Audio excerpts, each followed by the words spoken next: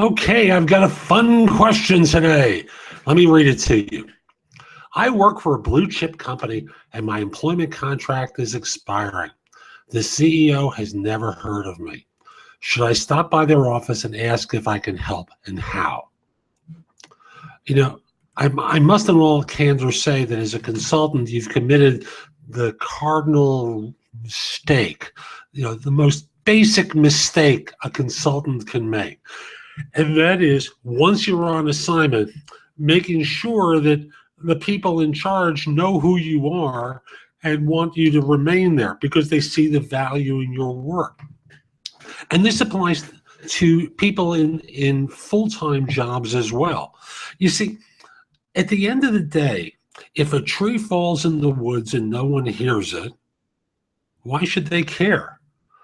Well, you've done nothing up until this point to make sure that the real decision maker cares. Now, it could also be that this person isn't going to be involved in the decision for you to remain, but the way you present it, it gives me the idea that they will.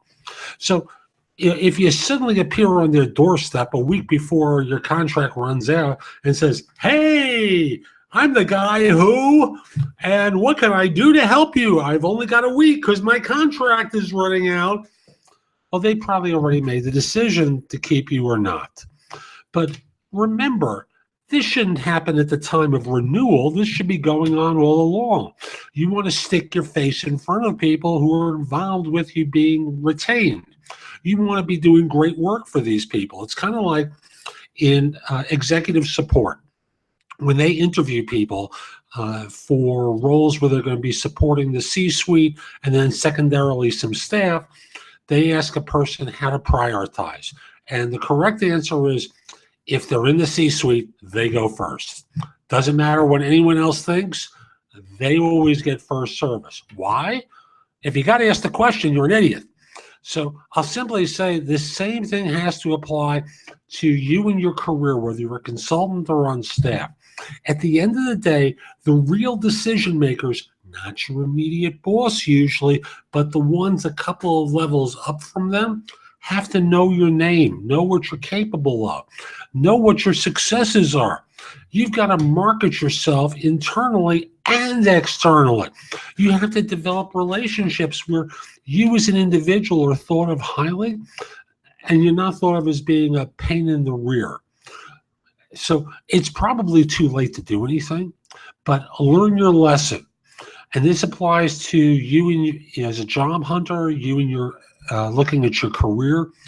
Everything you do has to create an impression that you are someone that they want to keep, because there's going to be another recession. Like, for the questioner, their recession starts to occur as soon as their contract runs out.